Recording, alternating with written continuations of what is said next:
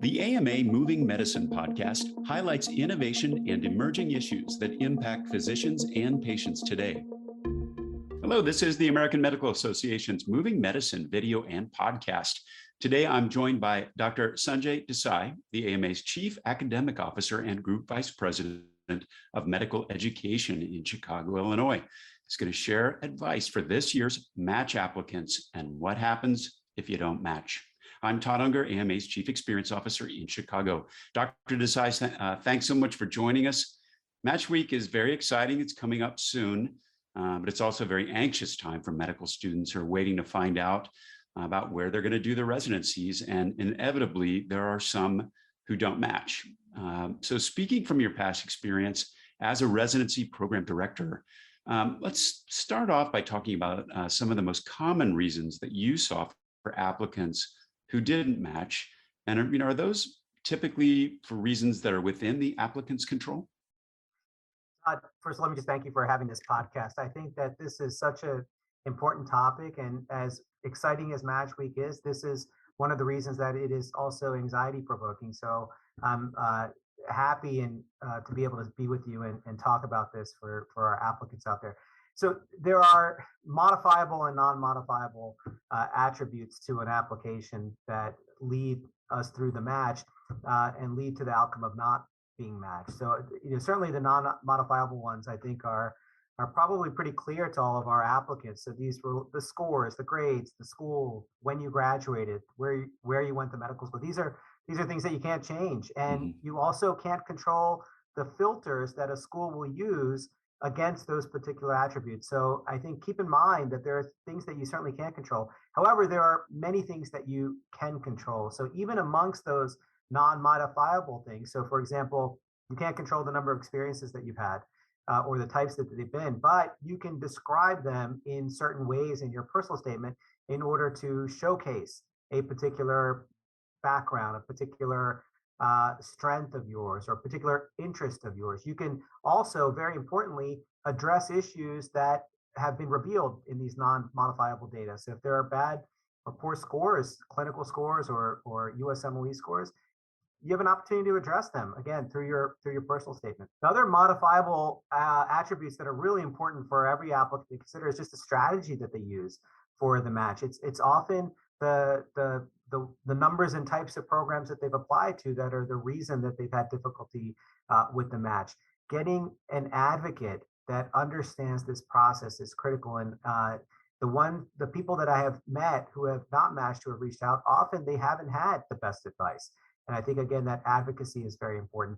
Understanding how to interview well. There are many processes and steps in this overall recruitment effort that are absolutely modifiable, ones that you can get better at, and ones that you should take time and learn from people that are experts in the space to make the best chances that you possibly can have. When you look at the data, do you think it's become easier or more difficult over time to match? And what's driving that shift if there has been a change? Yeah, it's a complicated question only because there's so many different types of applicants, and looking at the data, it's gotten easier for some over time to match. I mean, generally speaking, US medical grads match at extremely high rates. The match rates for our DO students has improved over time. It was, I think, closer to the mid 70s 10 years ago, and now it's closer to 90%. The increase in that particular group of applicants and in the US medical grad applicants leaves also a harder time for our IMG applicants in terms of matching to US residency programs. So it really depends on the type of applicant, easier for some and unfortunately harder for others. We're going to talk a little bit more about IMGs in a couple minutes, but first, applicants who don't match find out early in Match Week. I want to talk a little bit about kind of what happens in terms of the timeline. Take us through that moment. What are the deadlines people need to be aware of and prepared for if they don't match initially? Yeah, it's a very anxious time, honestly, for everyone that's involved with students, and certainly for the students themselves. There's a certain time on Monday, I believe it's at 11 o'clock or noon, where applicants find out if they match or not. They don't find out where they match, but they find out if they matched. And as those of us who mentor students, this is also a time where we're uh, hopefully not receiving phone calls, but sometimes we will. And these are the students that didn't match. So this is the beginning of a week of a process called SOAP, the Supplemental Offer and Acceptance Program. And this is what used to be called the Scramble. And now it's an organized process for those applicants that didn't match to try to find a position in a residency program that also hasn't simultaneously filled. And so my strongest advice is to go to the website for the NRMP and look at the process of SOAP. It starts on Monday when applicants are able to start to put together their applications. On Tuesday, programs can start to review these applications, and then on Wednesday they begin to interview these applicants, and on Thursday they start to make offers. And it's not a match at this point; it is a multiple rounds of offers, which I think are four in the end. And then it concludes Thursday evening, and match day is then Friday for everyone, those that matched through the original process and those also that found a spot through the SOAP process. Unfortunately, even at the end of SOAP and as match day arrives, there are still some applicants who have unfortunately not found a residency spot to train in. It sounds like this process, goes pretty fast. And given the quick timeline, how important is it to have a plan heading into match week? And what do people do to prepare now, even though, you're hopeful going into this week? What do you do to kind of prepare yourself?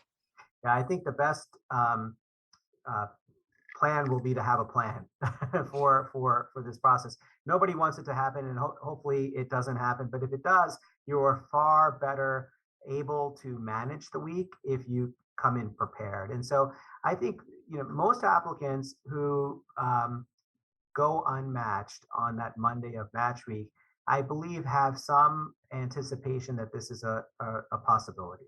And so for that group, I think it's very important to do a few things. One is to decide as best you can whether you want to pursue other programs that you didn't apply to or not. So for some people, because of geographic or personal constraints, that's not a possibility. And so that's one decision, and you have to be honest with yourself about that. The second is to also think about, is this specialty that I apply to the only specialty that I would pursue? Again, a very difficult conversation to have with yourself in an honest way, but very important to have, because the likelihood is that there will be many more positions available in the field that you're not applying into. And you are able to apply for those during SOAP, and you have to make the choice whether you will or not. The third is to think about geography, and to think, again, is this, do I want to move away from the places that I thought I would live in order to have a residency spot next year? The final, which is sort of the converse choice, is would I rather not match? And I think that's something that you should very seriously think about heading into match week. And if you find yourself in the position on Monday, learning that you haven't matched, it is a reasonable choice to say, I will continue to look for the programs that I wanted to go to in the specialty I wanted to go to. And I'm going to spend this upcoming time trying to make my application stronger or more competitive and reapply. So those choices are hard to make, and they are easier to make if you've put thought into them before the urgency of Monday of match week.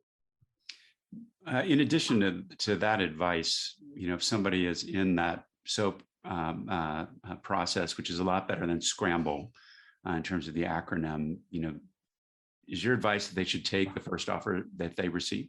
Yeah, Scramble was Scramble because there were no rules to it. And that gets to my point about SOAP. For SOAP, the most important thing is to know the rules. The NRP has done, I thought, a very thoughtful job of making this as safe as possible and as organized and structured as possible. With organization and structure come very specific rules, and some of them are not intuitive. So I would absolutely make sure you understand these rules very, very well, because you may get advice that is contrary to some of these rules from people that don't understand the rules. Know the rules, because if you violate the rules, then you have violated the process of SOAP, and you will not be able to uh, entertain an offer from a program during the SOAP period. So please, please, please, if you do find yourself in this position and you go through SOAP, understand the rules. Medicine doesn't stand still, and at the AMA, neither do we. AMA members are physicians like you who are shaping the future of medicine. Become a member today and join the movement. Visit ama-assn.org/movingmedicine.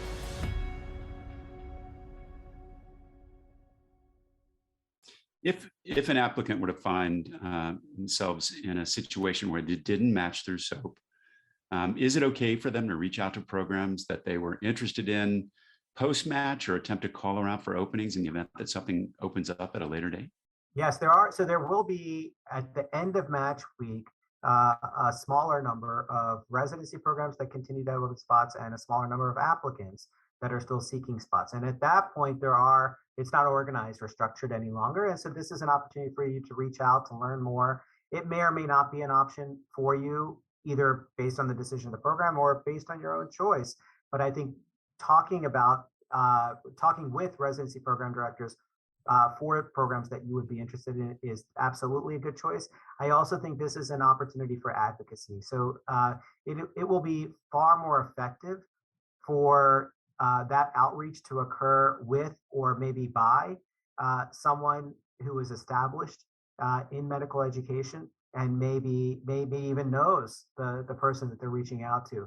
But again, this is where advocacy will be particularly effective in terms of making those connections, because as you can imagine, many people will be reaching out to that small number of programs that are left. Is there anything that an applicant can do to strengthen their application if they need to wait for next year's match? Yeah, there's many things, Todd, that people can do, and I think this should be seen as an opportunity for you to be able to make changes to your application and to your candidacy to become more competitive. And so one is, what do you do for the year? So certainly you can get more clinical exposure. That can either be through, depending on the constraints that may apply to you or to the setting that you're in, being in on a rotation, being a volunteer. But again, getting in front of patients in a way that's observed, ideally supervised, will be very important, and I think very helpful, because one of the reasons that applicants don't match is because program directors may be worried about their clinical exposure or clinical skill, and this is an opportunity to avert that risk or reduce it, certainly. Research is another reason that sometimes program directors or applicants won't match, and this is something program directors look very fondly upon. So if there's an opportunity for you to do research, again, research that you can own, that you can make progress on feasibly in the time that you have ahead of you. Ideally, you've already been working on something, but closing that and making progress against it is a very effective way to improve your candidacy.